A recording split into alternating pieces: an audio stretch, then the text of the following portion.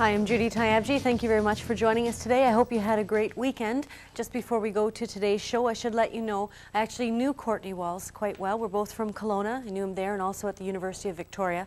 I'm very saddened by what happened. We'll be looking into that on Thursday when we look at violence on the street. And that's certainly something that I hope we can do justice to the story. He was a very good person. Today, though, we're going under the heading of social issues. As you know, we've looked at welfare in the past, we've looked into drugs, and we've also looked at gambling.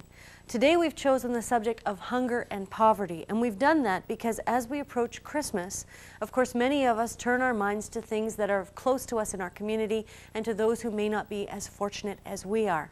We were quite surprised, actually, when we started to look at this story of the extent to which hunger and poverty has grown in our own neighborhoods in the last year. You know, some of us remember when there was a time when there were no food banks. Now food banks are an institution, and we'll show you some of the demands being made on them right now. First, let's show you this background story. This is after a full day of issuing hampers. Hunger and poverty levels are at an all-time high.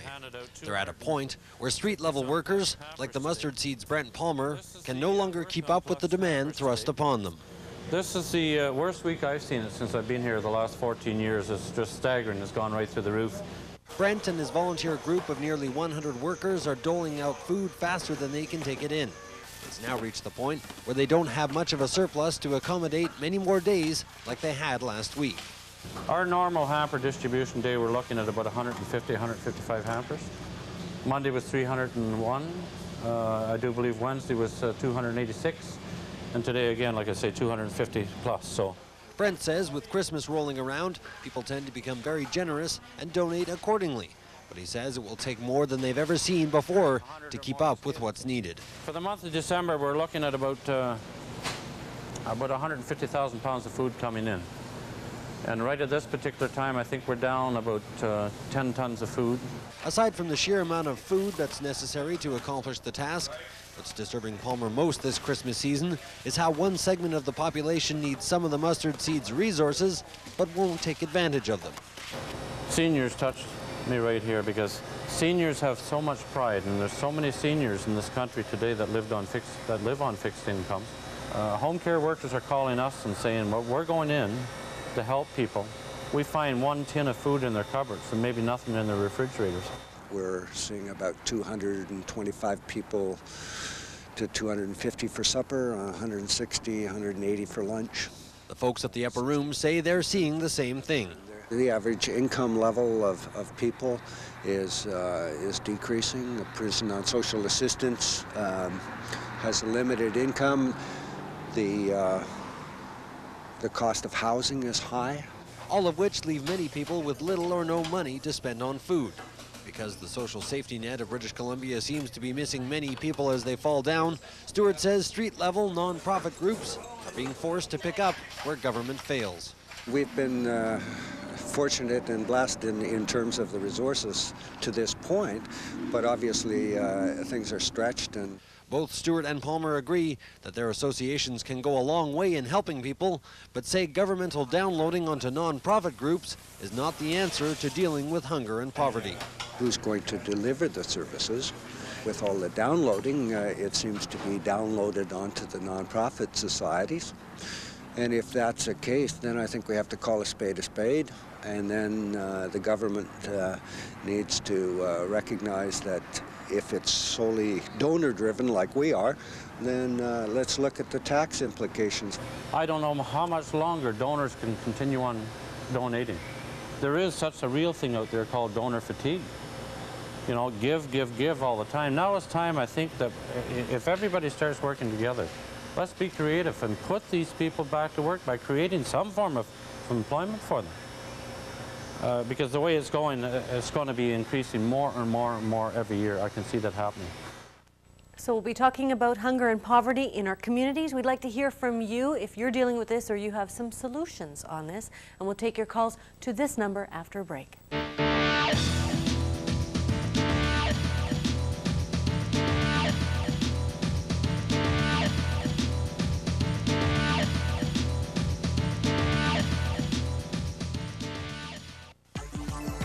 What do you get with Amigo Digital? Every month, you get 100 anytime minutes and 100 first incoming minutes free. Yeah, I'm free. You get call display. Staying in touch doesn't mean staying in. And oh yeah, there's no long-term contract. I call the shots. And you get it all for just $19.95 a month. Amigo Digital. It goes with you. Hey, don't switch that dial, because this is gonna make you smile. From red tabs to silver tabs, all Levi's jeans and tops for men, women, and kids are now 25% off. And me, Mr. Magical Moves. Only $9.93. I don't know. This seems very unorthodox. Look, he's looking forward to a good breakfast.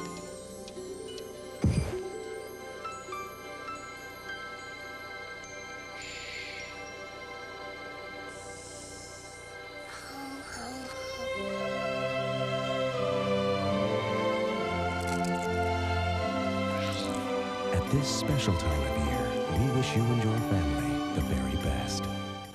1 year ago, you lived it. Now you can own The Storm of the Century. Backed by popular demand, your VHS copy is now available at these locations for just $19.96 plus taxes. It makes a great gift, and Czech TV will donate $5 from every sale to community emergency funds. Pick up your copy today of The Storm of the Century, or call 383-2435 and relive those 10 days in December of 1996. Few of us will ever forget. Okay, kids, it'll stay warm for Santa in here. See the new Frigidaire ranges with warming drawer on sale now. Hastings Frigidaire Appliance Store, 2100 Douglas, Victoria. And as the Christmas season is upon us, many of us turn our thoughts to giving. But what about people in our community who are not as fortunate? You may be shocked to hear that there are statistics show that there's been a significant increase in numbers. My mouth is not yet working. It is a Monday.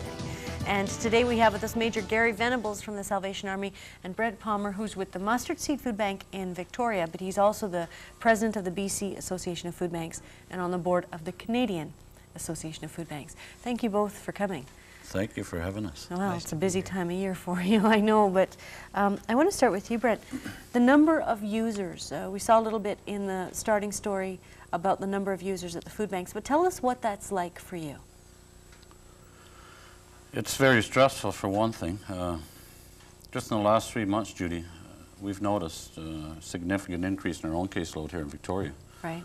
This time last year, we were serving approximately 2,600 people per month. Now we're well over 4,000. Now that's even the 2,600 per month. Are those different people, or is it the same people? Those are different people. 2,600 different people. 2,600 different people. 4,000 different people. That's correct. Yes. Okay. All right. And in Canada, it's staggering. I've talked to some of my colleagues in various other cities. Their stats have gone up. Here in British Columbia, too, is the same thing. Right. I want to bring Major Venables into this. What is the Salvation Army's role in helping Canadians? I mean, it's a national organization of religion. What do you do? Historically, the Salvation Army has tried to meet the need as it's found. Appreciably, other groups have come in and taken over some of the responsibilities that we've done traditionally, the food banks being one of them in some communities, such as in Victoria, where the Mustard Seed is the major food bank, and look after that, and we fill up the gaps and pick up some of the slack and support them where we can when they run short. Other places, the Salvation Army actually runs the food bank and is responsible for the full distribution of emergency welfare. You also help people who might find themselves homeless, if they're, or families who may be in serious difficulty. I've seen the Salvation Army step in a number of times there. What kind of need is there for some of those services these days? Well, again, that varies with the community that you're in. Here, it involves transportation sometimes home. Some young people in particular, perhaps have gravitated to Victoria for the climate and what they've heard about this, and then they find that they really want to get home. Right. And our family services looks after that.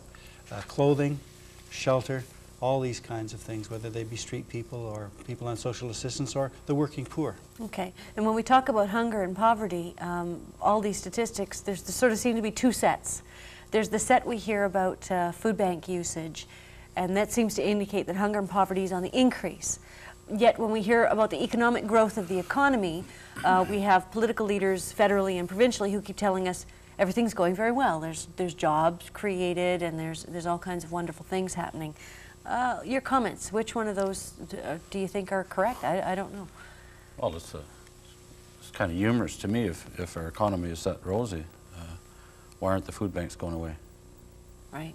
So obviously, in my opinion, maybe there are jobs being created, but are there jobs being created that people that don't have all that much education, do they have access to these jobs? Do they have to go through any sort of a training program on a federal level? Do we have the training programs? I don't think so. Okay. So I kind of dispute that our economy looks rosy. To me, it's not. Okay, we're going to share a little bit of some of the background, some of the statistics on hunger and poverty in Canada, and then we'll go, actually no, we'll take a couple of calls first. Let's first talk to Barb in Vancouver. Hi, Barb. Hi. Hi, go ahead. Yes, I'd just like to say that a little while ago I heard on the news that the poverty level was at about 16,000 per year. Mm-hmm. And I live on a CPP disability that is half of that. And I've been on it for 2 years. I owe income tax for about $600. At the end of this year, I'll owe close to $1,000. And I just think it's grossly unfair that people who have such low income are forced to pay income tax, and particularly on disabilities. And compared to the people who are on welfare, I'm doing really well. Now, in your case, you said you make about half of the 16,000? Yes. Well, wouldn't your basic personal exemption keep you out of the taxes? Or? No, it doesn't. It's like 6,000 something. Wow. Okay, well, thank you for that call. I guess that was one thing that was referred to in the startup story, is to what extent are the governments participating in this? To what extent are they downloading? Are they taxing the poor? If you're making $8,000 a year, it's not a lot of money to get by on. I mean, who helps out? I mean, who picks up the pieces there? Well, that's where the agencies come in. We're subsidizing the working poor, for example, just can't manage on what they're earning. They're trying to maintain their self-dignity by bringing in as much as they can, but they just can't exist on that. Likewise with some of the others, they're just finding at the end of the month they're running short and they need to come for assistance. I guess in a case like hers too, it'd be pretty tough for her to, rally a campaign. And, it's not the sort of thing you're thinking about when you're poor, but in a case like that, she should be writing to her MP and say, hey, when it comes to Revenue Canada, stop taxing people who are making so little money. But that's not exactly on our top list of priorities when you're trying to survive, I guess. I'm going to take another call. We'll talk to Christy in Surrey. Go ahead, Christy. Hello? Yeah, go ahead. Hi. I think that people who give food to food banks all year round should, receive something back, like movie passes, because that would encourage people to, give more. Oh, I see. Okay, well, that's an interesting idea. And, of course, if a movie theater supported that. Do you have any initiatives like that? You're the president of the BC Association. Well, actually, we have concerts, etc., that happen throughout the year, and I can only speak for Victoria, but the people that own these places have been very generous and give us passes for various venues to give to clients, etc. So there is some corporate sponsorship? Oh, yes, there is, yes. That would be a good thing, actually, to look into, to see if there's, I mean, because you talked about donor fatigue. Everybody should give because they should give, but after a while. Yes, and also on a national level, Judy, too, to give an example, last year alone, coming from the corporate sector, meaning some of the larger food-producing companies, we received 6.8 million pounds of food to distribute throughout Canada. And we have an advisory board on the national level that consists of a lot of these corporations, and this is just recent in the last year or so, but we have noticed there has been a significant change in the donor base coming from the corporate sector. Okay, and to give you some background, for those of you, this is the first time you've encountered this subject, you may be quite interested in this. The statistics come mostly from 1996, which is the last year that figures were available. The number of Canadians living in poverty is way up. There were around 3.6 million in 1981 and more than 4.3 million by 1992. That's an increase of 19% in 11 years, which is ahead of population growth. Unemployment also climbed steadily. 6.2% were out of work in 1971, 7.5% by 1981, and 10.3% by 1991. That number was up to 11.3% in 1992. And although figures for last month put the jobless rate at 9%, this does not include those on welfare, underemployed, self-employed, or who have given up looking for work. Food banks have been relied upon to feed the poor and the hungry. In 1980, there was only one food bank in the entire country. By last year, there were more than 350. Food banks are used by more than 2.5 million people. And of the people who rely on food banks to eat, more than 40% are children. That's, I think, really bothersome. What kind of future are they thinking of when they come to the food banks? Actually, you mentioned about the 300 and some odd food banks. Right. To my surprise, I got a fax in this morning. Yeah. There's 508 communities in Canada with food banks now. Wow. 508. That's not including soup kitchens. Wow, or drop-in centers or And it really annoys me when people that are forced onto social assistance, they're not recognized in the stats. God, yeah, I know. Whenever I see those unemployment rates, I have to you have to remember it. It does include people on welfare. It does include people who are at home right now because they were downsized out of their jobs and they're working out of the house, or all the people who are on strike, like the poor people in Crofton. Let's talk to Caroline on Gabriel Island. Hi, Caroline. Oh, hi, Judy. First off, I'd like to say I really like your program. Oh, thanks. Yeah, I'd like to ask the gentleman. Now, if a person can't afford to donate actual goods or money, or let's say they have, what else can a person do to help out? Oh, I think that's an excellent question. Maybe we'll start with you.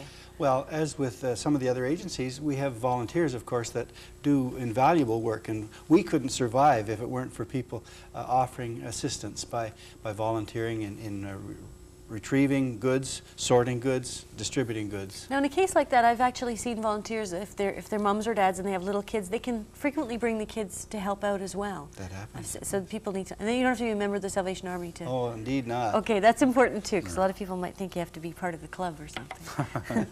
Let's talk to Lori in Nanaimo. Hi, Lori. Oh, hi, Judy. Hi, go ahead. My comment is that I'm not quite sure quite enough recognition is given to the working poor. Mm-hmm. I'm a degreed person. Right. And I have a good job. I make $20 an hour. Right. But I pay back $850 a month in student loans.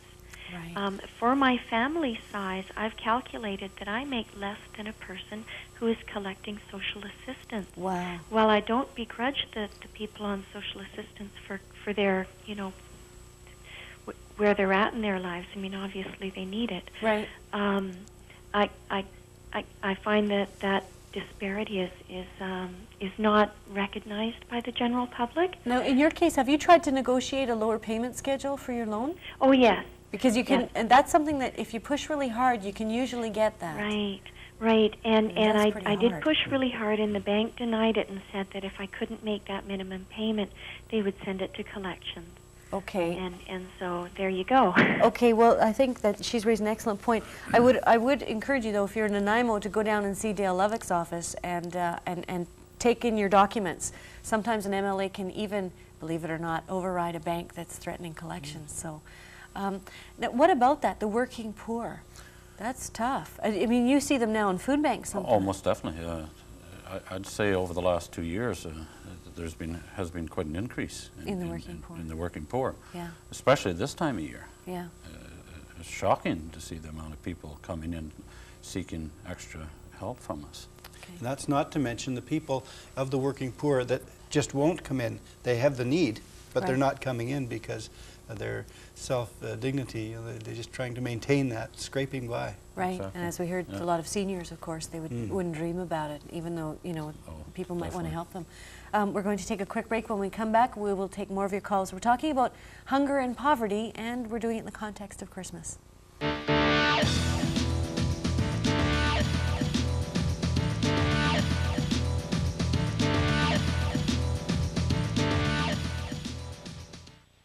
Tyabji is brought to you in part by Metro Lexus Toyota, leaders in customer satisfaction. We both have colds. Why is he up and at him? And I'm so tired and cranky and headachy, I can't even get started. Why? Because last night when he said... Let's take NyQuil so we can feel better in the morning. I said, why? What's the nighttime sniffling, sneezing, coughing, achy, stuffy head fever so you could rest medicine got to do with morning, silly? He took it. I took these. He got rest. I didn't. Why? Vicks NyQuil, the nighttime sniffling, sneezing, coughing, stuffy head fever so you can feel better the next morning medicine. It's not just the wind or the cold.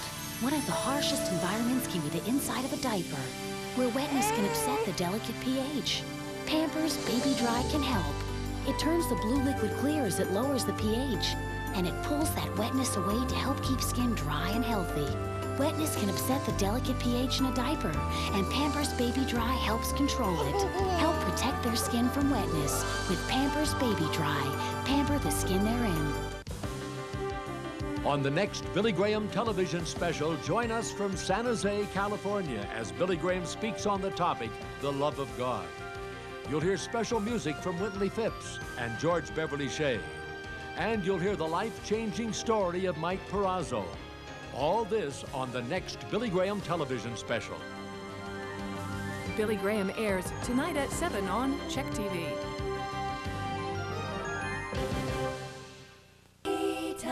Hey, don't switch that dial, because this is gonna make you smile. See these warm, toasty sweaters for your family?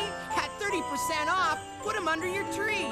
And comfy, cozy robes, all at 25% off now. And only at Eaton's. Wow!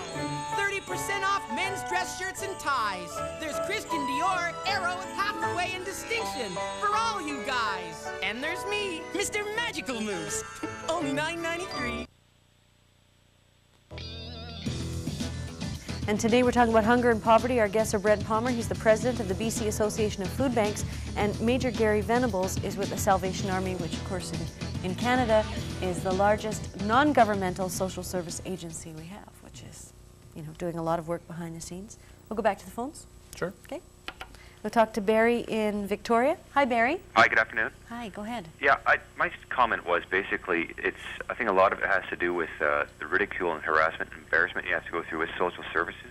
Yeah. I know some individuals, not myself, but when you go into the office, a lot of people that are transients, they don't have a fixed address, and it's really hard for those type of individuals to actually get assistance because they don't have an address, and it's just kind of sad to see them turned away on those bases. Okay, well, I think that's a very good point, actually, because they changed the rules in the last couple of years. That in itself, I think, has thrown a lot of people onto the social services agencies. Most definitely, and any type of stories like that, we like to hear about it because we started a system here about 6 months ago where we're documenting every case, where if a person receives some uncomfortable situation when they're dealing with a worker at the social services. And a lot of the social services workers, too, are so overworked because the downsizing has affected them, too. Almost definitely. Yeah, they're doing like 40 cases. They can't change the rules, and yet they're being held accountable for them. And they're right on the front Right. line. I've heard of some social workers who've themselves been threatened because of what's happened. But that was an excellent point. Let's talk to George now in Honeymoon Bay. Hi, George. Hello. Hi. It's such a romantic name, that Honeymoon Bay. You can't say it without thinking that. Yeah, go ahead. Yeah, I'd like to thank you for bringing this informative program of topics of public concern out. Okay. It's really a value. Next, I wonder if a politician or a banker would explain exactly what is meant when they say our economy is in excellent condition. Yeah, well, I almost wish we had a politician or a banker to explain that. That's something that you guys have heard. All I can offer is that I've made a note. Herb Dhaliwal, he's the Minister of Revenue, and he actually asked to come on the show. And based on the comments that are coming from the callers, I think we have a list of questions ready for him, and that will be one of them. But what do you comment when people say the economy is doing well? What would you say to a politician who told you that? Well, I would find it difficult based on the record and the heavy traffic in our family services offices right across the country. Right. We're not noticing large increases, but it's a steady flow constantly. The poor are with us always, it would seem. Right. Sometimes even more obviously than others, I guess. Let's talk to Robert in Vancouver. Hi, Robert. Yes, good afternoon. Hi, go ahead. Great program, great topic. I have two comments and a question. Basically, I'm a person on disability pension, have been for 10 years. Okay. I get down to the Lower East Side of Vancouver quite frequently, and the one thing that is really appalling to me is when I see literally hundreds of men and women picking up their checks on Main Street at the Social Services branch, and 15 minutes later, via taxi, are sitting in a bar where the owner cashes their check and they sit and drink the money away all day long with their kids waiting at home. Right. That's number one. Right. I think number two, why don't some of these caseworkers and politicians go to these bars in downtown Vancouver and Victoria on Welfare Wednesday and actually see what goes on with the money the government and hardworking taxpayers are giving them. Okay, well, those are both excellent points. And there again, I'd like to go to you on this, Major Venables, because the Salvation Army actually deals with things like whether it's rehabilitation or detox or all of these things. There was a very strong call a few years ago for the government to be a bit stricter about if they're allocating money for children, to make sure that money gets to the children. How do you answer something like that? Well, it's extremely difficult, of course, and the children are the ones who suffer, where you have people that aren't managing their money well. Right. And a lot of people have grown up with this kind of an atmosphere and in this kind of lifestyle, and they know no better than that. And so we try to make a concerted effort to latch on to those who are prepared to make a change in their lives and retrain them if we can, give them lifestyles training, that kind of thing. Right. We're trying to increase that emphasis. It does seem like it should be a lot more important to safeguard the basic resources for the children first. Because if someone has an addiction, they're just going to be drawn back to that addiction until, you know, that's like the gambling thing. Did you have a comment on that, Brent? Well, as the caller had mentioned, there's hundreds of people. There probably is, but there's also hundreds of people that do require the help, and they spend their checks wisely. And that's important to note too. Yes, that's true. Definitely. That's true. And so it's only those who have serious addictions that... most definitely. And they need the help, that's for sure. We're going to take a quick break, and when we come back, well, actually, if you'd like more information, I'm very distracted today, I must say. But if you'd like to contact the Mustard Seed Food Bank and Brent Palmer, you can contact 625 Queens Avenue, Victoria, BC, V8T1L9, and the phone number is 385-0586. And the Salvation Army Public Relations Department, now this is a Victoria number, but if you are from another community, you can contact them for a local number. 902A Caledonia, Victoria, BC, V8T1E8, and the phone number is area code 250-386-6304. And I'll give you another number for the Mustard Seed Food Bank as well. It's 953-1580. That's 953-1580. If you'd like to get involved at this time of year, I'm sure people would love to have the extra help. We'll be right back.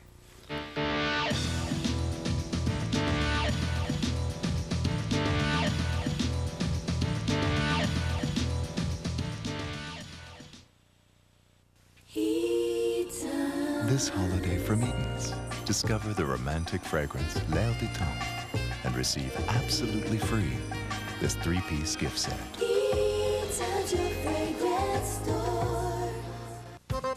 Call to order Rogers Me TV now and you could win a trip to historic England. I'm so into history. Or one of 10 Sony home theaters. There's over $300,000 in prizes, including a grand prize of $50,000. The earlier you enter, the more chances to win. And with 16 channels for as little as $5.99, you can't lose. Order Me TV today to win. Call 1-888-ROGERS-1. Jumbo Metrics by Conair, the ultimate styling tool for every new fashion trend in hair. With enough attachments to crimp, straighten, and curl, including a brush for softer effect or a smoother look. It's a mini salon in one. America, millions of you have skinny hair. Stop hiding it. From Conair Volume Control, you've got the Big Curl Setter. 5 soft surface jumbo rollers with super clips go from skinny to full of body. Nobody's bigger in hair than Conair. On the next Billy Graham television special, join us from San Jose, California, as Billy Graham speaks on the topic, the love of God. You'll hear special music from Whitley Phipps and George Beverly Shea. And you'll hear the life-changing story of Mike Perazzo. All this on the next Billy Graham television special. Billy Graham airs tonight at 7 on Check TV.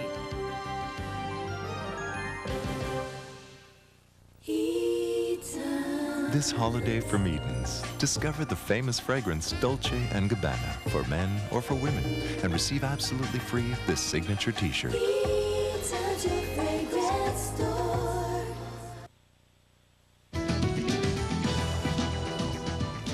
Our question of the day today, there are people going hungry in every community these days. Who should be responsible to see that these people get enough to eat? Here are some of your comments. I think we all should be responsible. Yeah. Nobody should be hungry in this country, I don't think. Not at all. Not with all... We all have so much, and we all really don't give very much, I don't think. I think we should give more. Well, basically, I think the community as a whole should help them out. I mean, it's not up to it's up to each individual to help these people out, but the community as a whole basically should be the one helping. Who? Probably everybody should help pitch in and help everybody that's hungry and going without food. I believe the whole community and the government, mostly the community, I believe, should help. I think that, like, around Christmas time, everybody should, like, get together and have big fundraisers in the community and stuff. It's good for, like, in the Christmas holidays, get in the Christmas spirit. And it's, with people that are, like, rich and have nothing else to spend it on, they should help out a bit, too.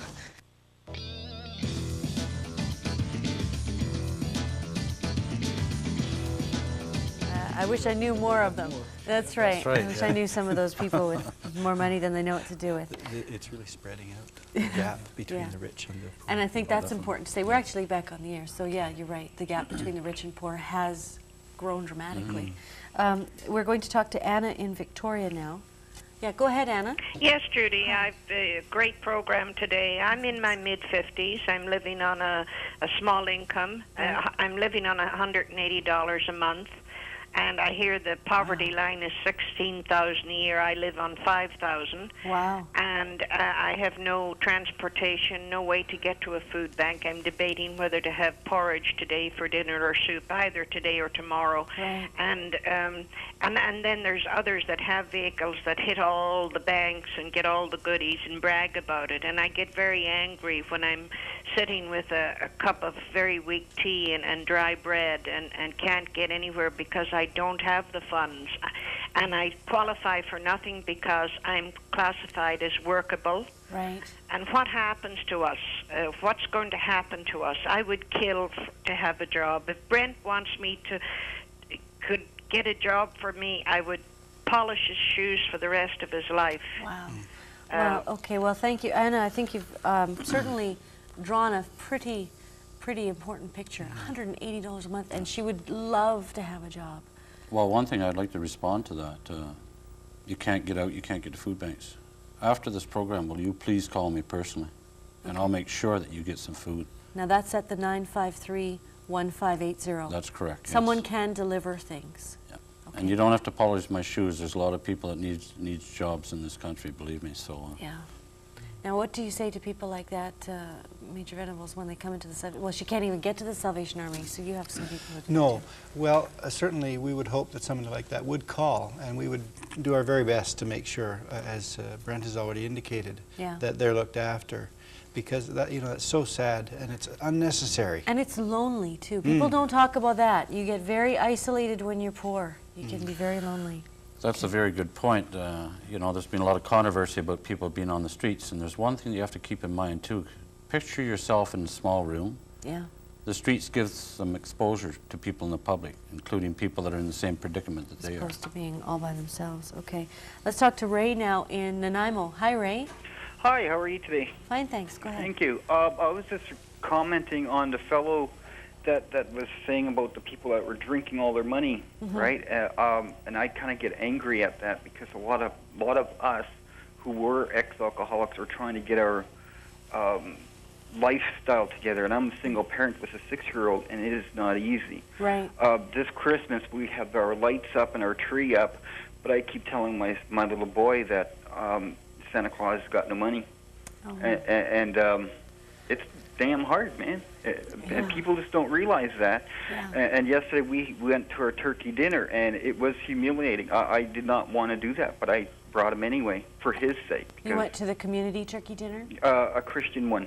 Oh, okay. Not that I'm Christian or not, but I just went there because it was offered, and there was a lot of people there. I wasn't alone. Right. And this is a rotten place to be not alone. And I guess your son is in the school system too, so if No, I pulled him. Okay. I'm trying to educate him at home. Right, okay. Because I don't trust the school system also. Well, okay, well, I think you've raised some excellent points. I was going to say it's tough for a 6-year-old to have a Santa not bringing any toys. I would encourage people like that gentleman who just called not to feel badly about coming for help. That's why we're here. We recognize that there are people who have needs. Right. And his little boy has needs. Right. And Santa Claus can come in many forms at Christmas time. Right. And he needs to contact the people in the community that are prepared to help, and they're willing to help. And he should not be ashamed to do No, that. not at all. No, definitely not. Okay. All right, let's talk to Elizabeth now in Surrey. Hi, Elizabeth. Hi. Hi, go ahead. I just wanted to make a comment. Like, I'm a mother raising 3 children on social assistance. Right. And each year, what we do every month is take one item that's non-perishable and put it aside to give to the food bank. Wow. But after I had ran into some people who told me they volunteered for the food bank. Right. And I was informed by this person that people working at the food bank, the volunteers, pick over the good stuff and then leave the rest for the people that are coming, the needy that are coming in. Okay. And that definitely turned me right off as far as giving to a food bank again. And And that I'm was- just commenting, I wonder, you know, like, do they scrutinize, like, some of the people as to where this food? Okay. I think those are legitimate questions to Yeah, ask if there's almost accountability. definitely. Now that was, I guess she's talking in that case probably about the Surrey Food Bank. The Surrey but it Food would Bank, matter. which I couldn't comment on the Surrey Food Bank. I can only comment on the own food bank that I work at. And we have a system where I have a supervisor on floor at all times. We have a receiver that constantly scrutinizes the food that comes in. Furthermore, when a volunteer receives a hamper after putting in 15 hours of work, that food hamper is checked by a supervisor, a paid staff member. So I'm there's a sure lot of there's scrutiny. cases where their stuff maybe will disappear, but not in a mass volumes, I can assure you that. And the BC Association of Food Banks, are there regulations? Are there sort of a code Well, of guidelines that you follow or something? Well, yes and no. We have a code of ethics that we follow through the Canadian Association of Food Banks, but we primarily leave it up to each individual food bank Okay. without having the controlling aspect behind it. Okay. We'll try to take one more call before the break. Let's talk to Mike in New Westminster. Hi, Mike. Mike, are you there? Okay. If we can't get Mike, let's try talking to Jenny in Victoria. Yes, I'm here. Yeah, I wanted to make a comment. Very early in the show, you said that, you know, the economy is looking rosy, and yet, you know, there's more and more people in poverty and going to the food banks. Right. And I find myself, every time I hear that in the news or in the newspaper, I get extremely angry. Yeah. Because what's happening, to my mind, is that big companies are outplacing workers with technology, which in itself isn't a problem as long as there's a better redistribution system for the wealth. Right. Like, why aren't those companies paying major tax that goes then into supporting higher welfare rates? Right. Stop calling it welfare, just make it like the baby bonus. Everybody gets it, and you get taxed back if you earn a certain amount of money. Okay, well, that's an excellent comment. And I should tell you that when I said the economy's rosy, that is not my opinion. That is just what keeps coming out of those federal reports. And I agree with you. I used to get furious in the legislature on whenever they said how great the economy was. That's a good idea. If there was a better distribution of those profits, or better yet, more local economies, then we wouldn't have to worry about that. To what extent can you two, being on the front line, ever express to policymakers that, you know, maybe we're kind of heading in a dangerous direction here of the big gap between the rich and the poor that you mentioned, Gary? Well, our position has always been apolitical, so we have a bit of a difficulty in speaking directly to government agencies in terms of putting that kind of pressure. However, we can do lobbying and that kind of thing, Right. and we do have people in place that do try to bring these things to the attention of those responsible in government. Okay, we have to take a quick break, and when we come back, we'll take more of your calls, and we're talking about hunger and poverty at Christmas time.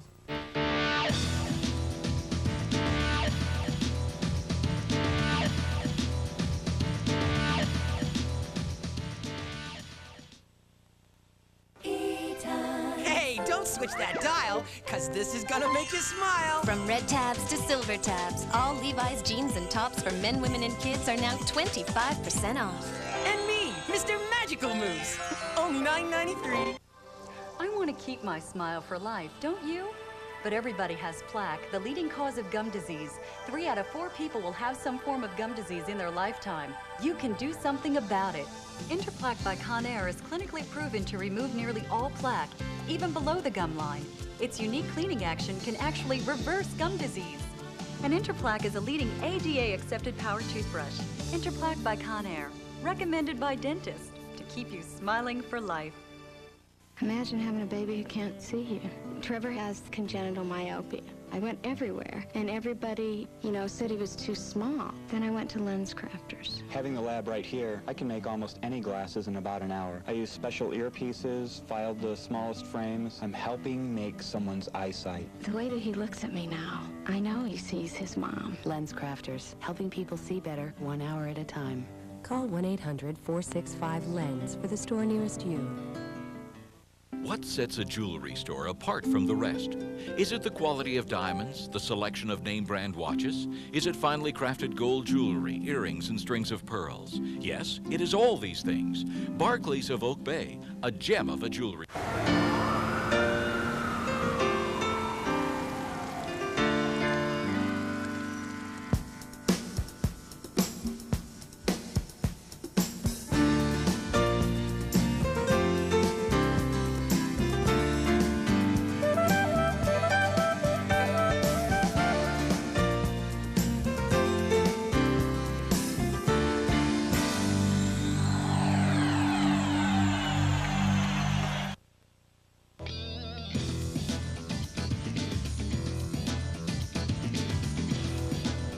And we had a question of the day that we are going to share with you again, and it's, there are people going hungry in every community these days. Who should be responsible to see that these people get enough to eat? And here are some comments from the street.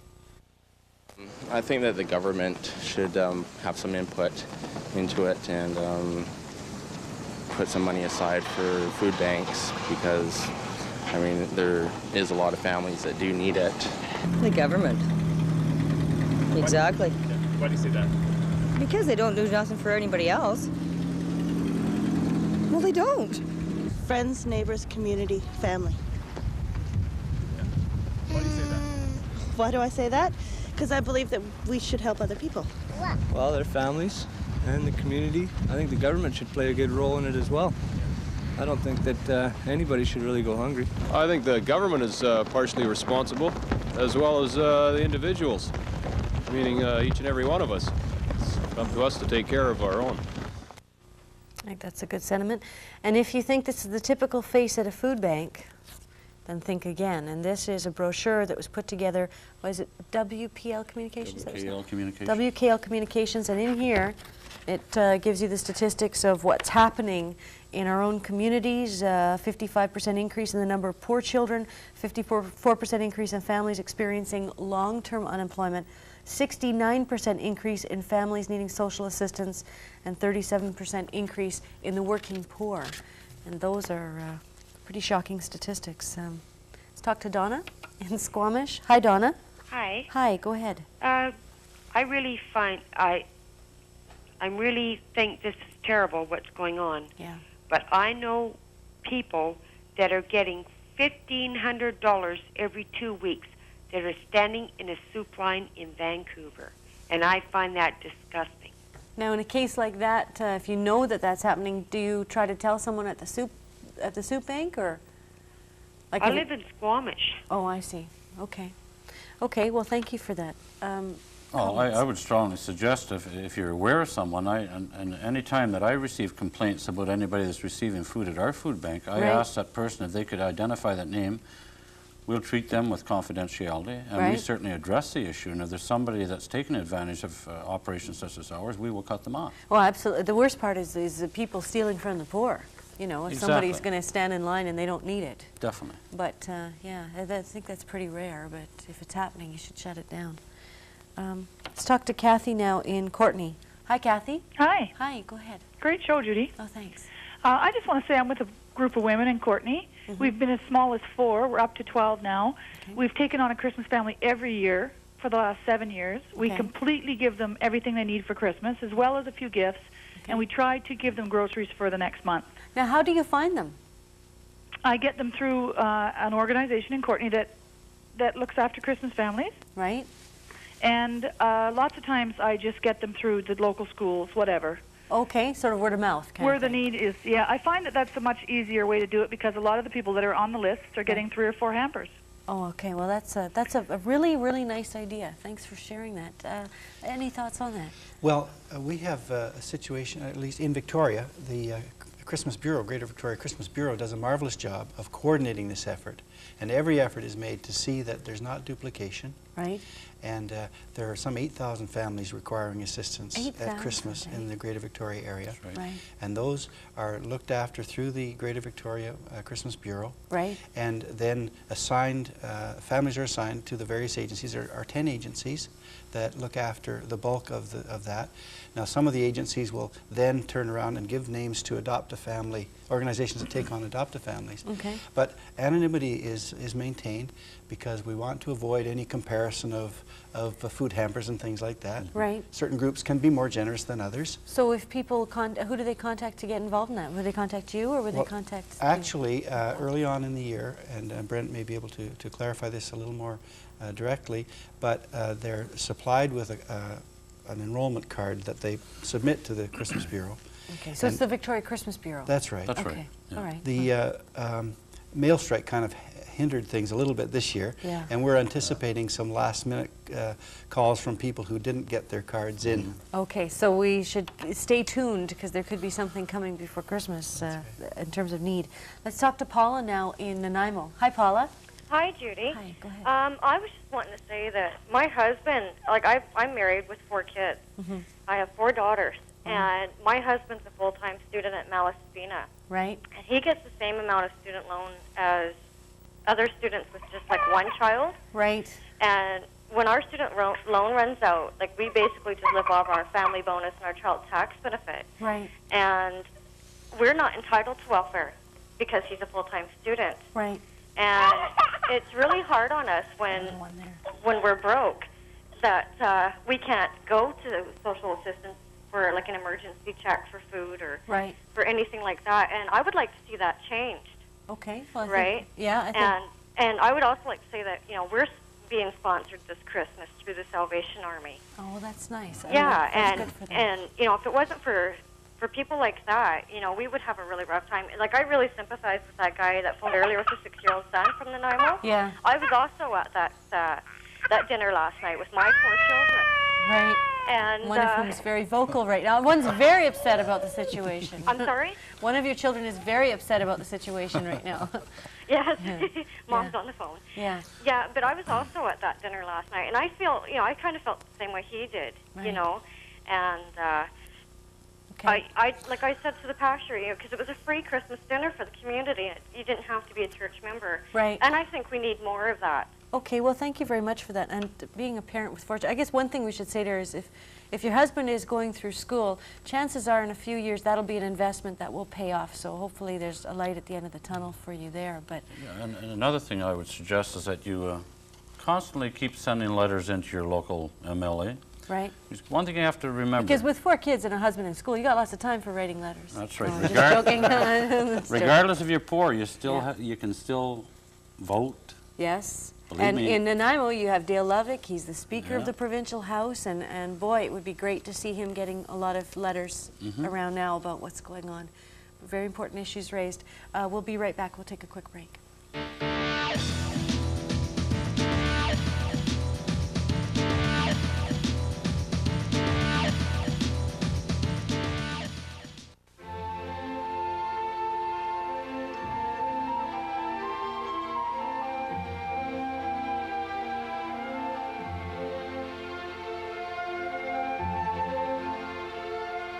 Some days are made to last forever. Beautiful from Estee Lauder. Now red for the holidays. A bright red tone and brilliant lip color. $22.50 with any Estee Lauder fragrance purchase.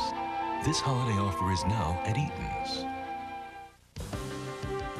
On the next Billy Graham television special, join us from San Jose, California, as Billy Graham speaks on the topic, the love of God. You'll hear special music from Whitley Phipps and George Beverly Shea. And you'll hear the life-changing story of Mike Perazzo. All this on the next Billy Graham television special. Billy Graham airs tonight at 7 on Check TV. When should you plant geranium cuttings? What's the only time of year to safely move peonies? How long can live Christmas trees remain indoors? Get answers to these and other questions by ordering the Get Up and Grow Gardening Guide and Calendar for 1998. Gord Nickel, host of the Get Up and Grow TV show, has compiled over 360 useful tips to help novices and green thumbs alike succeed in the garden. All of this timely information has been combined with rich botanical illustrations to give you an invaluable resource. Hi, I'm Gord Nickel, host of Get Up and Grow, seen every Saturday morning on Check TV. Order the Get Up and Grow Gardening Guide and Calendar now, and you'll receive a Forget-Me-Not seed package at no extra cost. To order your gardening guide and calendar, send $12.99 plus $2 shipping and handling to the address on your screen, or call 1-888-456-5577 and have your credit card handy. The guide is also available at Canner Nursery in Victoria, Abbotsford, and Chilliwack. Call now and get growing in 1998.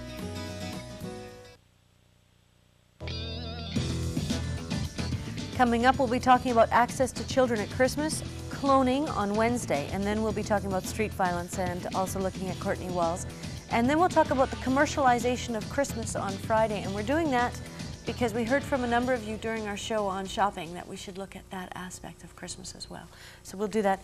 And before I forget, it's here on December 21st from 11 a.m. until 3 p.m. at Check TV. So if you're in Victoria, you can drive by. We have Check's drive-through.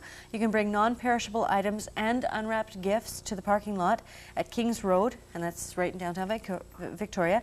And all the donated items will be collected by the St. Vincent de Paul Society, and that will assist those in need. And for those of you who are in Vancouver, I know that CKLG, LG73, is doing a toy drive for children who otherwise won't have Santa visiting, and they would like an unwrapped new toy to be dropped off at CKLG in Vancouver, and I know that they are looking forward to the community input. And we'll go back to the phones and start with Paul in Victoria. Hi, Paul. Good morning or afternoon. Yeah, hi, go ahead. Yeah, the economy is rosy. Oh, if you're a postal service worker or a banker or a politician with a platinum-plated pension plan, right? You know, I mean, who are they kidding?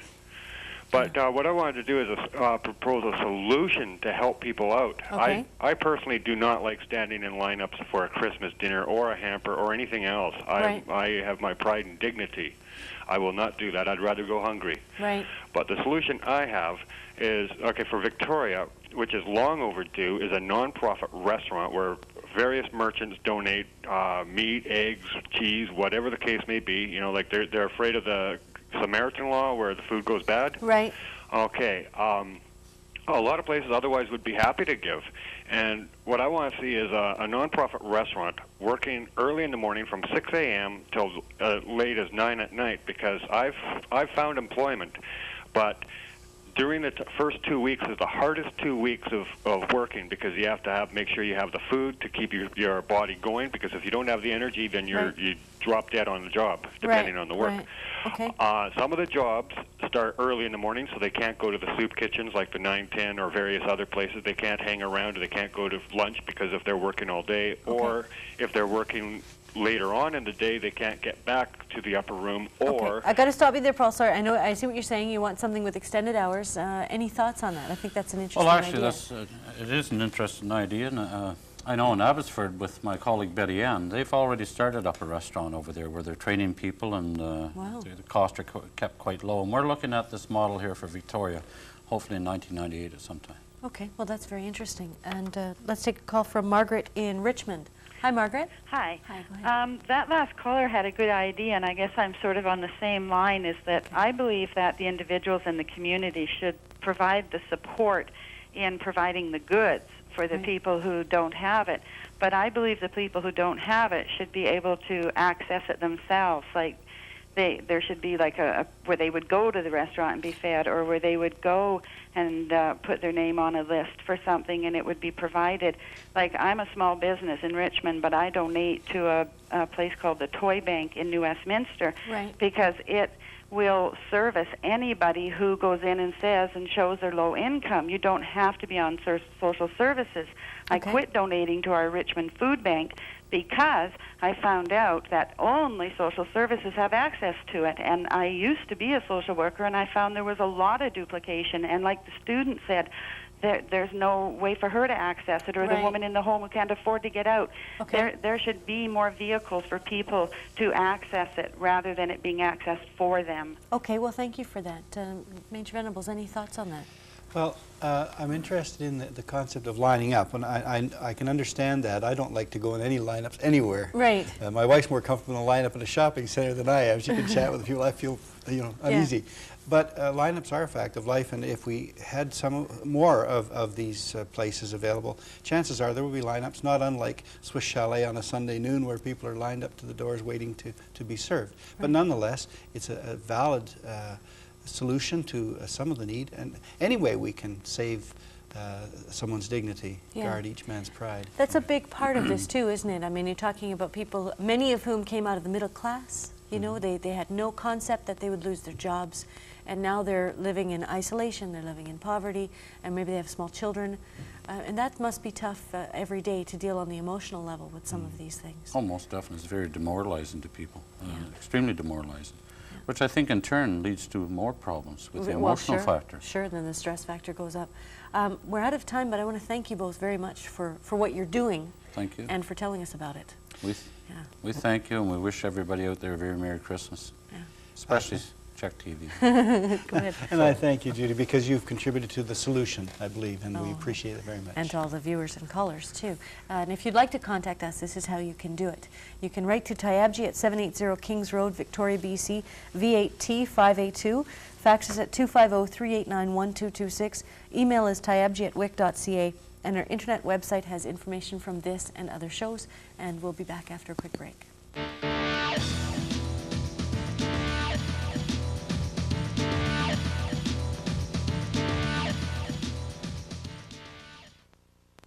It's Christmas in Canada, where wishes come true. I have 1,000 things to do. I'm wishing for help to get it all done, to share the joy with everyone. Sears is the one place where you'll find all you need and more. It's your Christmas wish store. Come see the merry side of Sears. It's only a little scratch.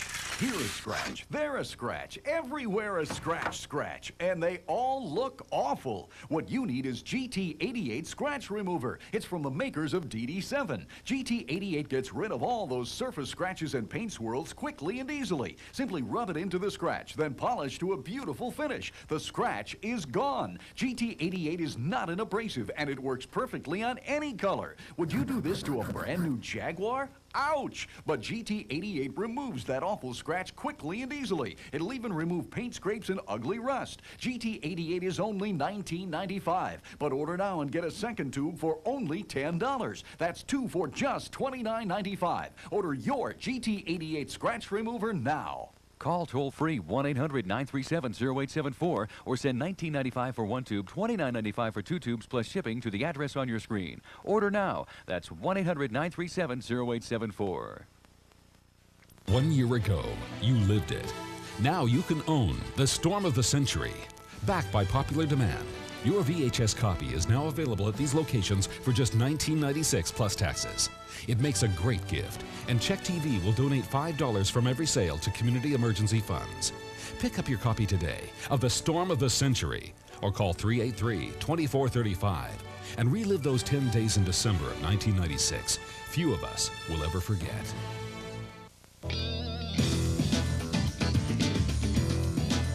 Most of all at Christmas time, many of us look forward to spending time with our families, and if we have children, that becomes even more important. Well, access at Christmas is difficult for some parents, and we'll talk about that tomorrow. And we'll expand it to talk about access for other family members such as grandparents. Today, a very important issue, hunger and poverty. There really aren't any statistics that tell us how many people are living in poverty in Canada. There's not really a lot of interest for the government to provide us with that information. And yet, the changes to unemployment insurance, now called employment insurance, have taken a lot of people out of that category. The changes to welfare have meant that many people already strapped have less money now. And of course, as we head toward Christmas, it's important to remember these people in our community, accord them some respect, and see if we can help out. I'm Judy Tyabji, and that's my opinion. What's yours?